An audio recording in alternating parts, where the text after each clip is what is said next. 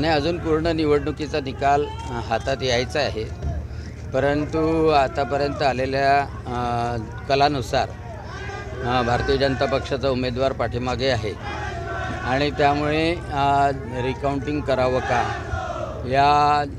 यासाठी चर्चा करण्यासाठी मी आलो, विनंती करण्यासाठी आलो आणि आता पूर्ण निकाल आल्यानंतर त्यावर निर्णय रिटर्निंग ऑफिसर म्हणजे जिल्हाधिकारी निश्चितपणे घेतील. सर नेमकं निश्चितपणे त्याबद्दल पूर्ण निकाल हातात आल्यानंतर प्रत्येक बूथ वाईज कोणत्या बूथवर कोणत्या विधानसभा मतदारसंघामध्ये कमी आहे मतदान ते निश्चितपणे पाहून त्यावर आत्मचिंतन केलं जाईल. नेमकं कुठं कमी पडलं भाजप?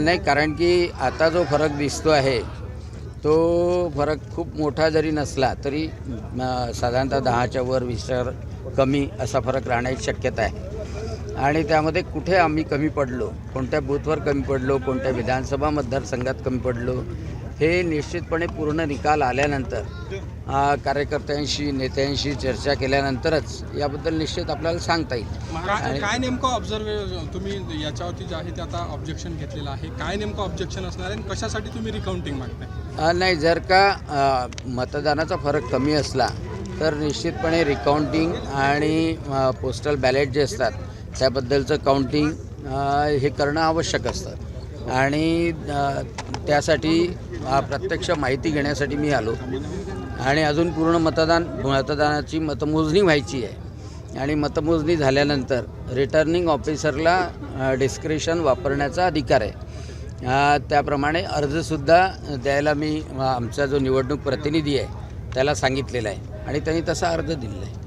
डॉक्टर साहेब, एकूणच बघितलं तर देशात कुठेतरी एनडीएची पिछेहाट होताना दिसत आहे. काय नेमकं कारण असेल? विरोधाची लाट आहे. निश्चितच याबद्दल वरच्या पातळीपासून खालच्या कार्यकर्त्यापर्यंत सर्वजण त्याचं आत्मचिंतन करतील, मीमांसा करतील, ॲनालिसिस करतील आणि कशामध्ये हा फरक जाणवला आहे, जनतेचा कौल का असा आलेला आहे याची निश्चितच तपासणी केली. विदर्भाचा गड मानला जातोय भाजप, परंतु या ठिकाणी जर आपण पाहिलं तर मोठ्या प्रमाणात महाविकास आघाडीला यश मिळताना दिसतोय. एकच जागा जी आहे ती भाजपला मिळताना दिसते. दोन काँग्रेस ती सेनेची आहे.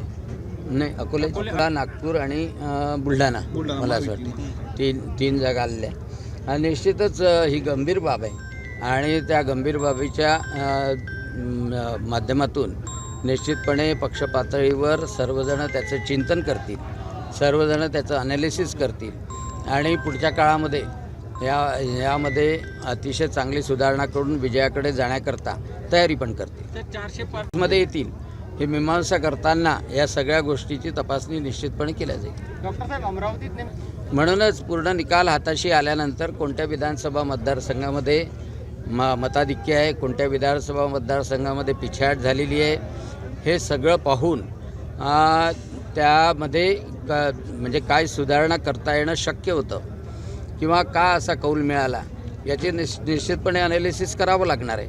कारण जनतेचा जो कौल आहे तो निश्चितपणे प्रत्येकाला मान्य करायला फक्त एकच गोष्ट आहे की विरोधक किती खोटे होते आणि किती खोटे आहेत.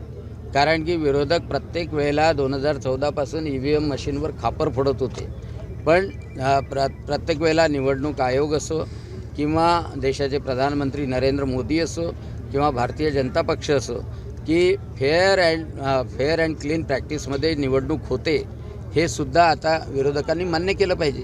कारण की स्वतः जर हारत राहिलं तर EVM मशीनवर खापर फोडायचं आणि स्वतः जर विजयी झालं तर तीच प्रक्रिया चांगली होती असं म्हणायचं, हा ढोंगीपणा मात्र निश्चितपणे त्यांनी सोडायला पाहिजे.